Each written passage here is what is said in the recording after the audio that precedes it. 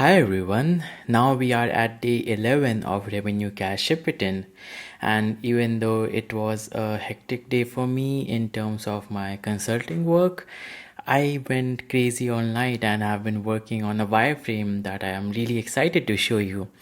And before that, I am so happy that you all have been still watching all my videos. I can still see like a few people who are liking every day. That means there are like loyal fans out there, and so for that, thank you so much. And I was opening my mail and I saw RevenueCat newsletter, so I was just scrolling down and saying yeah, and then under the built-in public section, they started out like Rudrang Kriyam has started a new YouTube channel and has been working on a cool meshing app, and that was really gratifying because creating these videos is hard, especially because I do not have any experience editing or like creating videos. I'm not used to like listening, like looking at this soulless screen camera all the time, but I have gotten much better since the first video, and I think you can recognize that too.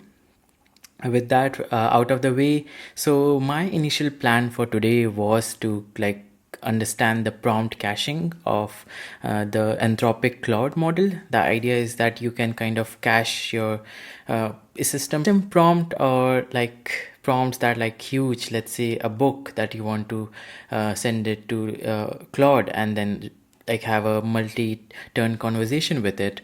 And the first time it's a little more expensive compared to the previous version where the input tokens, but the cached hits are like 190% of what you would like 90% less of what you would earlier pay. So that's really cool, and the time saved is a lot as well.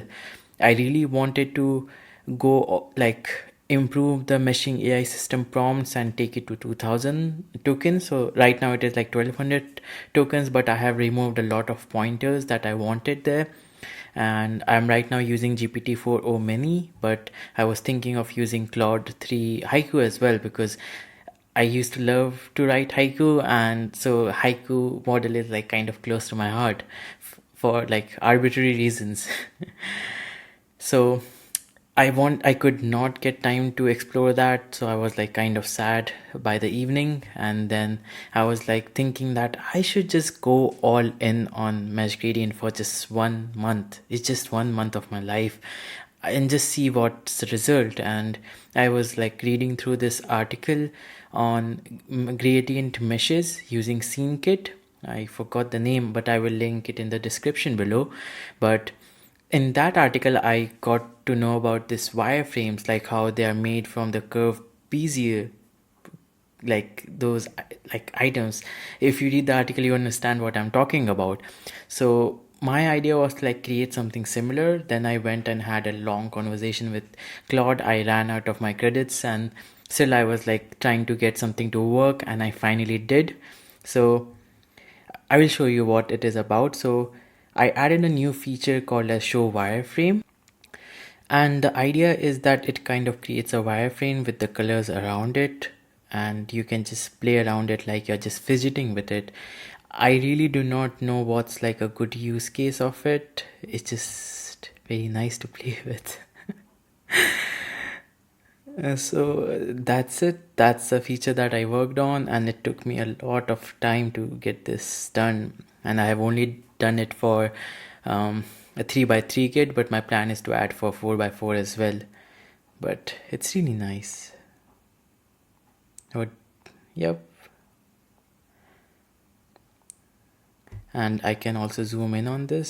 So it's like a whole grid structure, and then I can look it into white mode as well.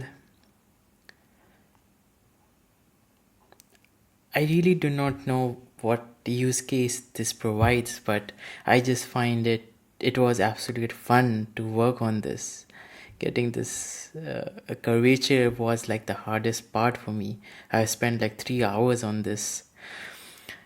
Anyway, with that, I'm kind of, I won't say I'm lagging behind. It's like I still have a whole month left, but I want to like make sure that I have the app on day one on iOS 18, iPadOS 18, and Vision OS 2. I still regret not having my app on Vision OS 1 on day 1, so I really have to make up for that by releasing it on at least Vision OS 2. And I had made a really good app in the beginning, but I haven't, because there are like two different targets. I have never, it's been I think 2 weeks, I still have not touched the meshing vision after the launch of Ship-a-ton, because Ship-a-ton is like right now only allowing iOS apps.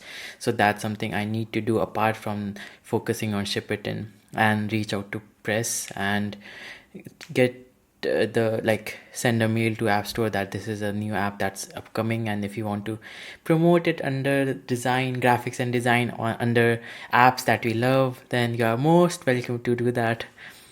And with that, it's almost 1 a.m. and I should call it a day. So see you tomorrow.